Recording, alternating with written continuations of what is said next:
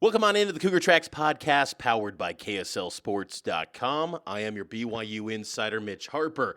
BYU 4-0 on the season. The Cougars take down the number 13 ranked Kansas State Wildcats 38-9 in one of the wildest games you will ever watch in BYU football history. Sharing my thoughts here on this post-game reaction. No post-game drive. I'm comfortably at home. No drive because I had some technical difficulties with the microphones that I use while driving. So this isn't in the drive format, but nonetheless, a reaction to BYU's big win, 38-9, as the Cougs are now 4-0 on the season. And we'll just start things off. Initially, at the beginning of the game, BYU, the two opening drives by Kansas State, I thought this was going to be a long night, how those drives started. K-State goes 12 plays for 53 yards, 16 plays for 87 yards. That's their first two drives.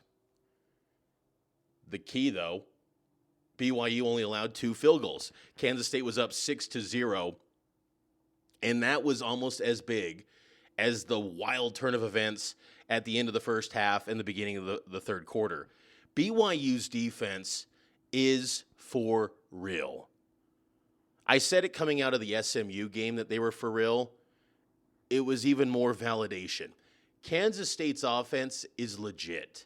Kansas State had 11 consecutive games scoring 28 points or more coming into the game against BYU. And keep in mind, that was with primarily Avery Johnson, that 11-game stretch. A little bit Will Howard, of course, last year. But Avery Johnson at the commands of that offense. And to hold K-State to 9 points, impressive. BYU has everything in front of them now this season. Now, you can't just assume that they're suddenly going to be one of the best teams in the Big 12. There's still a lot of football left to be played. But getting this win at home puts BYU in a position where everything's in front of them. And how many more teams in the Big 12 are going to be better than the one that you faced in Kansas State? Now, the road games are going to be difficult. BYU has never won a Big 12 road game since becoming a member yet. That's the challenge in front of them next week. But it was a validating moment, and even players and coaches in the postgame made it clear that the statement was, hey, BYU can play some football too. They haven't necessarily arrived, but they can play some pretty good ball. And in the postgame, Kalani Sitake noted, the Kansas State game was opportunity for statement number 4. Next week is statement number 5. That's nothing new. He's been saying that every single week this season, and really it is a chance for this team every week to, make a statement, because so many people didn't give BYU football a chance this year. I always looked at BYU as a team that could get to 6 wins. There was just some real questions at the quarterback position coming into the year, but Jake Retzlaff had a solid game. Jake finished 15-21, 149 yards, 2 touchdowns, 0 interceptions, 0 fumbles. Completion rate at 71%. But BYU, you could see signs in camp that they were a pretty good football team. How good, we'll still see. I mean, this Big 12 conference this year, it's competitive, but it's a lot of mid right now, if you will. There's not many great teams in the Big 12 in football. Even Utah at the top, if you were to project them as the number 1 team in the league at the moment after their win over Oklahoma State, they look beatable at times. And that's what's exciting about this win for BYU, is it just puts them in a position to achieve anything they want to. And you got to remember, too, Cougar fans, that BYU doesn't have to be perfect this season. You just have to find a way to win your league. And that might sound crazy to talk Big 12 championships, but after a win like this, you start to entertain that conversation. And for good reason. That's one of the best wins of the Kalani Sitake era. I got a lot of respect for the Kansas State football program, and for BYU to handle them the way that they did was pretty impressive. And you look at the final stats, BYU ends up with 241 total yards, K-State only 363. That into the first half was one of the wildest sequences I've ever seen in a BYU football game. Will Ferrin kicks the field goal, about 2 minutes left. BYU trails 6-3. You're thinking, okay, you got some points, but can you stop this Kansas State offense that in many respects kind of shot themselves at the foot, not finishing drives? BYU's defense tightened up, sure. But, BYU was lackluster out of the gates, and DJ Giddens and Avery Johnson were gashing BYU. The speed of Avery Johnson, by the way, he had a 7-yard run that made me go, whoa, this guy has got elite speed. And for BYU to, he still got 74 yards, but they kept him in check pretty good. He popped off one big one for 30, but BYU took care of business. But that wild turn of events, Tommy Parasis gets the scoop and score after Jack Kelly causes the fumble. BYU then leads 10-6. Moments later, Tyler Batty gets his first ever interception of his football life, whether it was college, high school, or Pop Warner, first ever interception. He picks off Avery Johnson, and then Jake Retzlaff senses the moment, gets aggressive, goes downfield to Chase Roberts for a 23-yard touchdown pass, and suddenly with 30 seconds left, BYU leads 17-6. It was absolutely bonkers, that stretch at the end of the first half. And then what was crazy, it carried over into the second half. Harrison Taggart with the interception on Avery Johnson sets up BYU's offense again, and Retzlaff moves down the field, finishes it off with a Darius Lasser 3-yard touchdown grab. Then the defense gets a stop, K-State punts, and Parker Kingston, man, his receiving stat line hasn't been anything to write home about in his BYU career, but you talk about big plays in big games. Parker Kingston, in his 2 seasons where he's playing for BYU, has made massive moments happen for BYU football. Last year, part of a special play against Arkansas that resulted in a touchdown. On Saturday night, he gets a 90-yard punt return. That was one of the best runs you'll ever see on a punt return, and he takes it to the house. And what was more noteworthy about that punt return, the craziness of it, 1, but 2, you pulled that off against a Kansas State program that prides itself on being special teams U. That was the first special teams touchdown allowed by Kansas State in 6 years. Kansas State in the Bill Snyder era prided itself on scoring touchdowns, generating havoc on special teams. And Parker Kingston gave them a dose of their own medicine. Think back to last week, K-State popped off a big one with Dylan Edwards on Arizona. At that moment, 10:45 left in the third, BYU's up 31-6, and you're going, this game's over. It's done. There was no hope for K-State to mount a comeback because the manner in which BYU was scoring, it was just absolutely deflating. And you saw that on the TV broadcast. I watched it last night. The TV broadcast, Chris Kleiman's talking with Stormy Bonatoni on the sideline entering the fourth quarter, and you could just tell he was dejected. He's just like, we're shooting ourselves in the foot. I'm paraphrasing here, but you could just tell that there was no hope. K-State scored a field goal, another one, with 5:12 left in the third, which should not have been an option.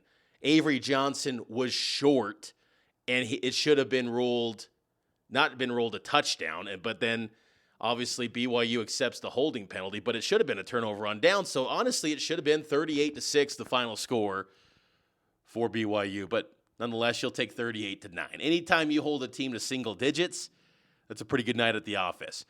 Some other takeaways from this game. Sione Aimoa gets the start, and he shined at running back. 15 carries, 76 yards, 1 touchdown. His long was a 24-yard touchdown in the fourth quarter to put BYU up 38-9. He was a tough runner. And I keep going back to it, but when we see in the media those fourth, third team snaps in fall camp, they matter, because what I was seeing in fall camp from Sione Aimoa is translating to the game. That tough running style was evident in fall camp, and he's showing that in games. What a huge opportunity for him, and he capitalized, because now that gives him the confidence moving forward. I mean, he's a true freshman. You put up a 76-yard performance as a true freshman, a walk-on freshman, and you do this. I mean, sky's the limit, right? I mean, in terms of the potential and growth. Now, I saw some people making comparisons to Tyler Algier. Hey, that's fine. The walk-on comparison, I get it. They did tough runners, too. I mean, it's very similar to Algier in the way he just kept moving his feet and the physicality of his running style. We got to give some credit to Kalani Sitake, because, man, he had so much confidence in this backfield despite the lack of additions from the transfer portal. He believed in the guys he had, and it's panning out. LJ Martin didn't play. Hinckley Ropati didn't play. Didn't matter. Sione Aimoa carries the load, and he might be, to me, the number 2 running back, even when Ropati and Martin come back. Martin's still the number 1. Like, don't get it twisted. Like, let's not have some, Moa's better than Martin, but you got to be available. And if Martin and Ropati are out for an extended period of time,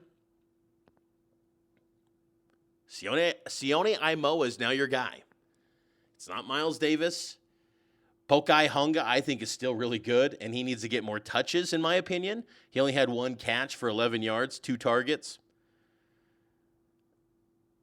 But great work by Sione Aimoa, who in that next grouping of guys is next in line, and he averaged 5.1 yards per carry. We did see Enoch Nawahine, 5 carries, 25 yards.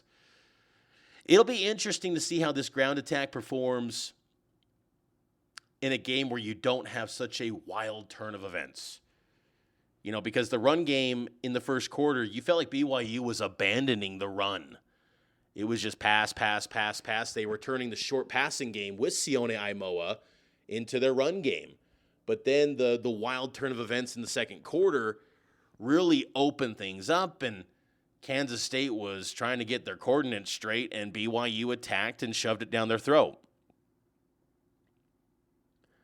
I liked what BYU's receivers did once again. Chase Roberts, he had a big grab on a special play call.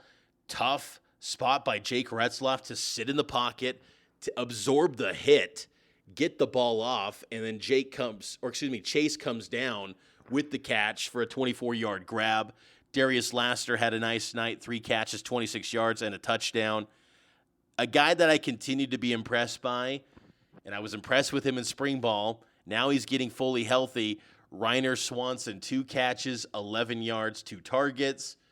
They've got to get Reiner Swanson the ball more. You're seeing that explosive talent. The way he runs downhill, it is powerful. And they got to keep getting him the rock. Keanu Hill, the starting tight end, he had a drop early in the game. And I'll tell you, again, paired up with the struggles early on for the defense and then the offense kind of looking wobbly at first, it was not looking pretty for BYU to open up that game. And that's why, again, the 2 field goal holds were so critical for BYU, because despite the absolute poor play that they were showing, they were only down 6. and they were still right there against a pretty good Kansas State football team. Defensively, BYU is shining. Jay Hill called another brilliant game. BYU is generating pressure. They got another sack. The quarterback hurries. They had 5. They had 2 interceptions. They had 2 forced fumbles. I mean, you got to love what's happening with BYU's defense. BYU, that defense is going to travel. It's going to show up. Wherever they go, it will show up. At Baylor next week, I wonder how the offense will perform. BYU could be a favorite, but I would expect they'll probably be a slight underdog, potentially. But the defense is going to put BYU's offense in a position to win that ball game. And I think that's just so exciting that you've got a foundation of a defense that's playing confident. They're digging into their depth, and they're still having success. You know, Evan Johnson goes out with a shoulder injury. He was in a sling after the game. Guys go out, yet next man in, and the performance doesn't drop off. That's very promising for BYU as they continue to move forward and settle in. And because of the blowout, you once again gave snaps to some young football players again. 3 out of the 4 games this season, you're giving snaps to young guys because you're blowing teams out. I mean, think about that right now. 75% of games for BYU this year have been blowout victories.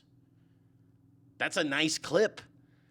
Last year, you were going down to the wire or you were getting blown out in many of those games.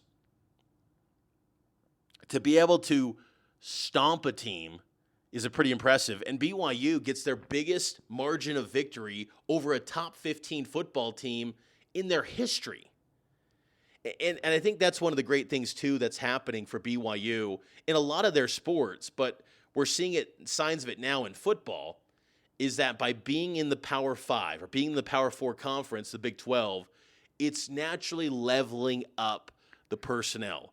Kalani talks so much in the preseason about it's like being a parent. You know, the first kid, you're reading all the books, you don't know what to do, you're just getting nervous, all this stuff. But then your second kid, you know what to do. You know, you don't need to read the books. You lived it. You know it. You're seeing signs of that from this BYU football team. And that's a positive sign.